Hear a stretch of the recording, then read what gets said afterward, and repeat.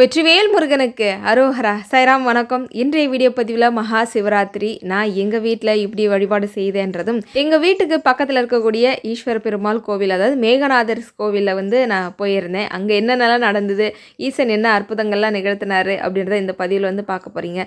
கண்டிப்பாக உங்களுக்கு இந்த பதிவு பிடிக்கும். அதனால் நீங்கள் வந்து தாராளமாக வீடியோக்கோ லைக் பண்ணிட்டு வந்துருங்க. மகா சிவராத்திரி ஈசனுக்காக இருக்கக்கூடிய விரத முறைகளில் ரொம்பவும் பிரசித்தி பெற்றது.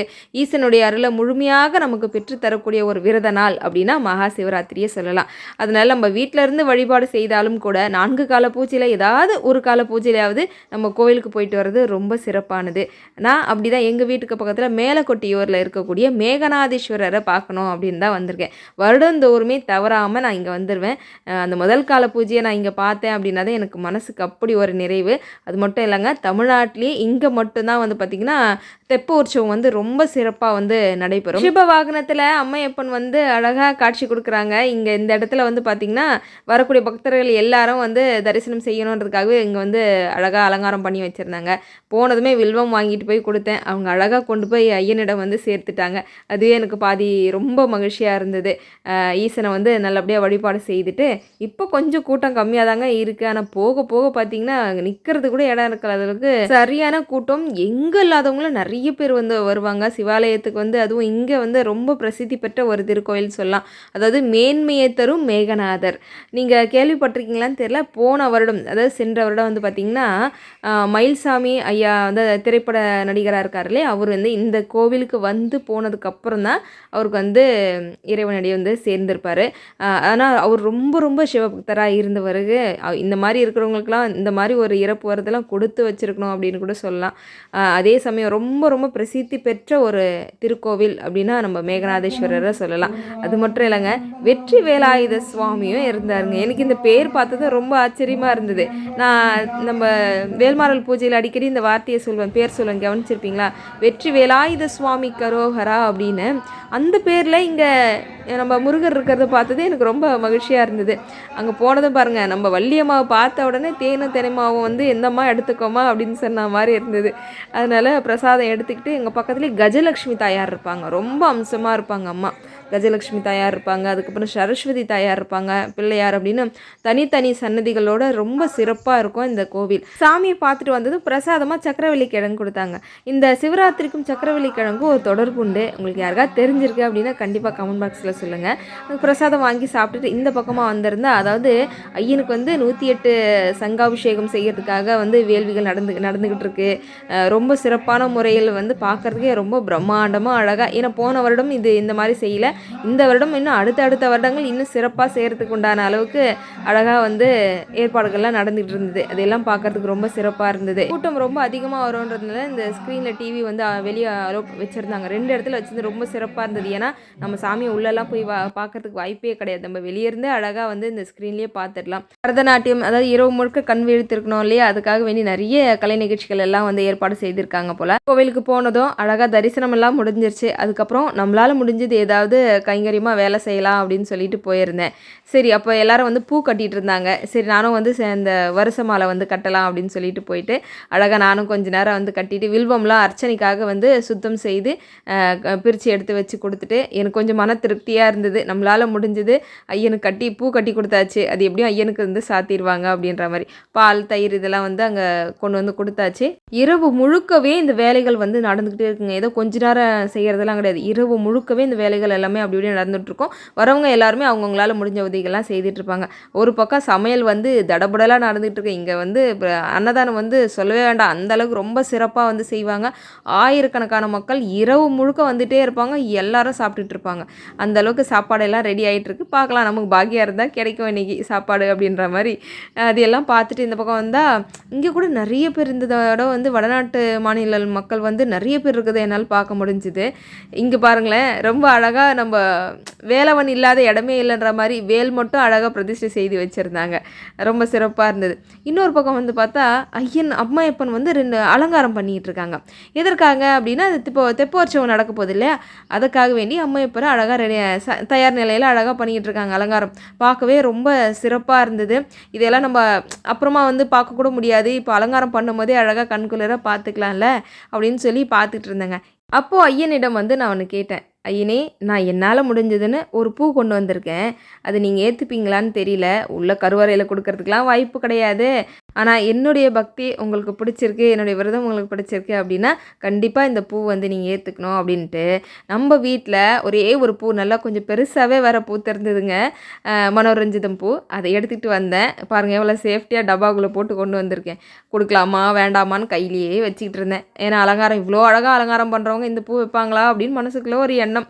சரின்னு ஒரு வழியாக தயங்கி அங்கே அலங்காரம் பண்ணிக்கிட்டு இருக்கிறவர்கிட்ட கேட்டேன், இந்த ஒரு பூ இருக்குது சாமிக்கு வைக்க முடியுமா அப்படின்னு. கொடுங்கம்மா, இதில் என்ன இருக்குது, தாராளமாக வைக்கலாம் அப்படின்னு சொல்லிட்டு வாங்கி உடனே அம்பாளுக்கு சைடில் வந்து வச்சு விட்டுட்டாங்க. நீங்கள் பாருங்களேன், இவ்வளோ அழகுக்கு அழகு சேர்க்குற மாதிரி அந்த மனோரஞ்சிதம் பூ எவ்வளோ அழகாக அம்பாள் வந்து அதை ஏற்றுக்கிட்டாங்க அப்படின்னு எனக்கு கண்ணெல்லாம் கலங்கிருச்சு. எனக்கு ரொம்ப மகிழ்ச்சி, எனக்கு சொல்ல வார்த்தைகளே இல்லை. ரொம்ப ரொம்ப நன்றி சொன்னேன். அந்த அந்த பூ அந்த பூவுக்கு ரொம்ப நன்றி சொன்னேன். இப்படி ஒரு வாய்ப்பு எனக்கு கொடுத்ததுக்கு ரொம்ப நன்றி சொன்னேன். இன்னொரு விஷயம் சொல்லட்டுமா, இன்றைக்கி வந்து நான் 63 நாயன்மார்களில் 9 பேருடைய கதை வந்து கேட்டேன். ரொம்ப மனசுக்கு நிகழ்வாக இருந்துச்சு. அதில் ஒரு விஷயம் மட்டும் எனக்கு தெளிவாக புரிஞ்சுது. சிவனுடைய அருள் நமக்கு கிடைக்கணும் அப்படின்னா சிவனடியார்களை நம்ம வந்து அவங்களுக்கு உண்டான மதிப்பு மரியாதை கொடுத்து அவங்கள வணங்கினாலே நமக்கு கிடைக்கும். அவங்களுடைய திருவடியை தொடுறது அவ்வளோ பெரிய பாக்கியம்னு நான் நினச்சேன். இங்கே யாராவது ஒரு சிவனடியார் இருப்பாங்க, அவங்கள திருப்பாதங்களை தொட்டு வணங்கிடணும். ஏன்னா நம்ம ஐயனோட பாதத்தெல்லாம் தொடுறதுக்கு இன்றைக்கி வாய்ப்பு நமக்கு கிடைக்குமா அப்படின்லாம் நான் நினச்சிட்டு வந்தா. ஆனால் இங்கே ஐயனே அவருடைய திருப்பாதங்களை கொடுத்து உனக்கு என்ன, நீ உனக்கு தொட்டு வணங்கணும் அவ்வளோதானே, இந்த தொட்டு வணங்கிக்கோன்னு காமிக்கிற மாதிரி இருந்தது. உடனே விழுந்து அதாவது அவருடைய திருப்பாதங்களை தொட்டு வணங்கிட்டு இப்படி ஒரு பாக்கியம் இந்த சிவராத்திரியில் கொடுத்ததுக்கு பெரிய நன்றி சொல்லிட்டு என்ன சொல்கிறது, ஐயனு வந்து அவருடைய கருணைக்கு அளவே இல்லை அப்படின்னு கூட சொல்லலாம். நீங்களுமே ஐயனோட பாதத்தை வந்து தொட்டு வணங்கிக்கோங்க. அதுக்கு அடுத்தது என்ன, சாமியெல்லாம் பார்த்தாச்சு. அடுத்தது திருவாசகம் பாராயணம் தான். முதல் கால பூஜைக்கான நேரம் ஆரம்பிச்சிருச்சுங்க. அபிஷேகம் அங்கே தொடங்கிட்டாங்க. இங்கே சிவபுராணமும் தொடங்கியாச்சு. கூடாய் குழுவாய் மனமாகி பல் விருகமாகி பறவையாய் பாம்பாகி கல்லாய் மனிதராய் பேயாய் கணங்களாய் வல்லசுராகி முனிவராய் தேவராய் செல்லாய் தாவர சங்கமத்துள் எல்லா பிறப்பும் பெருமானியே உன் பொன்னடிகள் கண்டிருக்கிறேன் உதயம் நெஞ்சத்துள் ஓங்காரமாய் என்ற நீயா வெளிப்பாதா வேதங்கள் ஐயாயிரம் ஓங்கி ஆளுநே. நான் முதல்ல பார்த்த அபிஷேகம் பஞ்சாமிர்தம் தான். எப்போ நான் அங்கே சிவராத்திரிக்கு வந்தாலுமே ஐயன்கிட்ட ஒன்றே ஒன்று தான் கேட்பேன், ஐயா எப்படியாவது எனக்கு பஞ்சாமிர்தம் மட்டும் கொஞ்சம் கிடச்சிடணும் அப்படின்வேன். ஏன்னா இவ்வளோ கூட்ட நெரிசலில் நமக்கு அதை மீறி கையில் கிடைக்கிறது வந்து பெரிய விஷயமா இருக்கும். சமயம் சாமியை வந்து நம்ம நேரில் போய் வரிசையில் நின்று பார்க்கணும் அப்படின்னா அது ரொம்ப பெரிய ஆசை அப்படின்ற அளவுக்கு வரிசை கூட்டம் அதிகமாக இருக்குங்க. ஆனால் இது போல் நம்ம வந்து இந்த டிவியில் பார்க்குறதே ஐயனை நேருக்கு நின்னா பார்க்குற மாதிரி ஒரு மிகப்பெரிய ஒரு தொடர்பு நமக்குள்ள ஒரு பந்தம் வந்து இருக்கும். அழகாக சின்முத்திரையில் அமர்ந்து ஓம் நம சிவாயன்னு சொல்லிக்கிட்டு கீழே அப்படியே அழகாக அமர்ந்து அபிஷேகங்களை பார்க்க ஆரம்பிச்சிட்டேன். இப்போது மக்கள் கூட்டங்கள் வந்து எல்லா திருக்கோவில்களுக்குமே நேற்றுக்கு வந்து பார்த்திங்கன்னா அப்படி அளவில்லாமல் போயிருப்போம். ஏன்னா இந்த நாளில் போய் ஐயனை வழிபாடு செய்கிறது உண்மையாகவே அப்படி ஒரு நமக்கு பேரானந்தத்தையும் நம்மளோட வாழ்க்கைக்கு அடுத்த ஒரு கட்டத்தை நோக்கி போகிறதுக்கு ஈசன் வந்து ஏதாவது ஒரு வழி கொடுப்பாரு. அவரோட அருளும் நமக்கு நிறைஞ்சு கிடைக்கும். இவ்வளோ விஷயங்கள் இருக்கிறதுனால எல்லாருமே வந்து பார்த்திங்கன்னா நமக்கு ஒரு கால பூஜையாவது போய் கோவிலில் பார்த்துக்கணும் அப்படின்னு போயிருக்கீங்கன்னு நினைக்கிறேன். முடிஞ்ச வரைக்கும் அந்த 3 கால பூஜை வரைக்கும் கண்விழித்திருந்து பூஜைகள் செய்திருக்கீங்க அப்படின்னா மிகப்பெரிய ஒரு புண்ணியம் அப்படின்னு கூட சொல்லலாம். நான் இதெல்லாம் முடிச்சுட்டு அதுக்கப்புறம் நான் வீட்டில் வந்து தான் பால் அபிஷேகம் செய்து ஈசனுக்கான பூஜைகள் நான் வீட்டில் வந்து பண்ணியிருந்தேன். இந்த முதல் கால பூஜையை இங்கே சிறப்பாக பார்த்தது ரொம்ப எனக்கு திருப்தியாக இருந்தது. அப்போ அது வரைக்கும் வந்து பார்த்திங்கன்னா அன்னதானம் கொடுக்கவே இல்லை. 7 மணிக்கு மேலே ஆயிடுச்சு. கணவர் ஃபோன் பண்ணுறாரு, கிளம்பிட்டியா அப்படின்றாரு.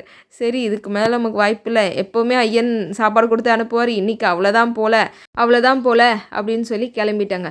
ஆனால் கொஞ்சம் திரும்பி பார்க்குறேன், வரிசை கியூ நின்றுட்டுருக்கு. அங்கே தான் வந்து பிரசாதம் இதெல்லாம் கொடுத்துக்கிட்டு இருக்காங்க. சரி எதுக்கோ இவ்வளோ தூரம் வந்துட்டோம், இந்த வாய்ப்பு திரும்ப அமையாதுன்னு சொல்லி இந்த வரிசை கூட்டத்தில் போய் நின்றுட்டேன். கணவர் வந்தால் என்ன திட்ட போகிறாங்க தெரியலையே அப்படின்ட்டு. ஆனால் என்னவோ சொல்கிறது, கடவுள் புண்ணியத்தில் அழகான பஞ்சாமிர்தம் கிடைச்சிது, சந்தனம் கிடைச்சிது, அன்னதானம் சாம்பார் சாதம் போட்டிருந்தாங்க, இதெல்லாம் கிடைச்சிது. இதெல்லாம் அழகாக வாங்கிட்டு நான் கடன்னு வரவும் கணவர் வந்து நிற்கவும் சரியாக இருந்தது. எனக்கு ரொம்ப திருப்தியாக போச்சு. எப்போவுமே வந்து ஐயனிடம் போனால் அவர் என்ன நான் கேட்குறேனோ அதை கொடுக்காம அனுப்பவே மாட்டாங்க. மனசுக்கு அப்படி ஒரு நிறைவாக இருந்தது. அதுக்கப்புறம் வீட்டில் வந்து அதுக்கப்புறம் பூஜைகள் செய்ய ஆரம்பிச்சிட்டேன். 2ஆம் கால பூஜை 9:30 மணிக்கு மேலே வந்து விஷ்ணு பகவான் ஈசனை வழிபட்ட நேரம் இல்லையா, அந்த நேரத்தில் வந்து அழகாக பால் அபிஷேகம் செய்து 2ஆம் கால பூஜையை வந்து நிறைவாக முடிச்சுட்டு, இது 3ஆவது கால பூஜை அப்போ எடுக்கும்போது எடுத்த வீடியோ தான். 2ஆம் கால பூஜை அப்போ எடுத்த வீடியோ எங்கே போச்சுன்னு எனக்கே தெரியல. அப்போ அது வீடியோ ஆன் பண்ணாமலே எடுத்திருக்கேன் போல், ஈசனுக்கு தான் தெரியும் அப்படின்ற மாதிரி விட்டுட்டேன் நான். இப்போ 3ஆவது கால பூஜை நேரத்தில் வந்து விபூதி அபிஷேகம் தான் வந்து ஐயனுக்கு செய்திருந்தேன். அதை மட்டும் உங்களுக்கு காமிச்சு விட்றேன்.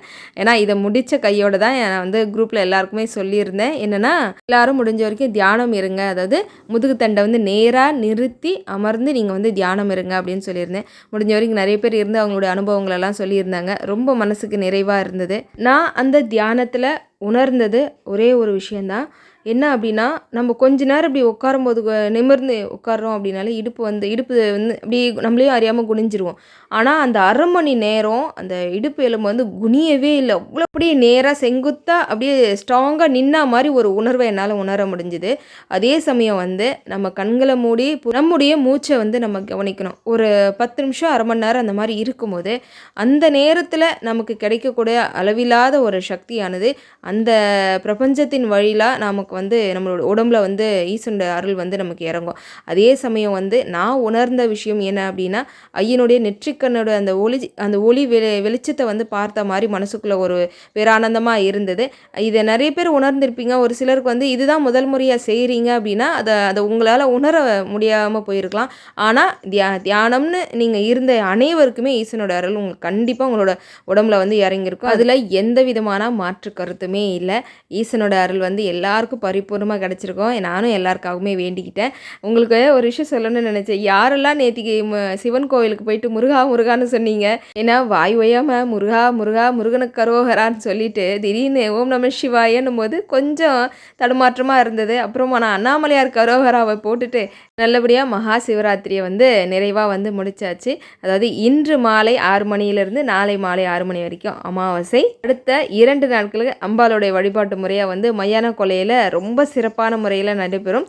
முடிஞ்சால் அந்த பூஜையிலுமே எல்லாரும் போய் கலந்துக்கோங்க. அம்மாவோட அருள் வந்து உங்களுக்கு பரிபூர்ணமாக கிடைக்கணும்னு சொல்லி நானும் வந்து வேண்டிக்கிறேன். அடுத்து ஒரு சிறப்பான வீடியோ பதிவில் வந்து நான் உங்களை சந்திக்கிறேன். சத்தியமாவது சரவண பவே. ஓம் சாய்ராம்.